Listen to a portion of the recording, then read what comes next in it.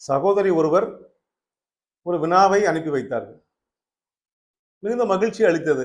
நாம் ஏதோ உருப்படியாக செய்து கொண்டிருக்கிறோம், நம்மளை அறியாம ஏதோ தமிழுக்கு நாம் அறிந்தே சொல்லிக் கொண்டிருக்கிறோம் என்று ஒரு மகிழ்ச்சி. மிக சாதாரணமான கேள்விதான் அவர்கள் கேட்டது. இருந்தாலும் பதில் சொல்ல வேண்டியது நம்முடைய கடமை. 300 என்ற எண்ணை எழுத்தால் எழுதுவது எப்படி? 300 என்று ரன்னகரம், அதாவது 2 சுழி இன் போட்டு நூ போட்டு ரூ போட்டு 300 என்று எழுதுவதா, இல்லை மூ போட்டு தன்னகரம் இந்த் முன் 100 என்று எழுதுவதா? இது பலருக்கும் ஐயம் இருக்கலாம்.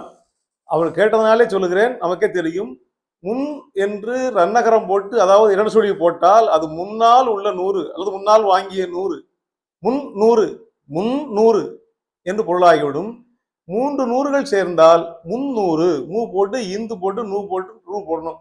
அதுதான் 3 நூறுகள், 300 என்பதுதான் சரியான வழக்கு என்பதை நாம் தெரியப்படுத்திக் கொள்வோம்.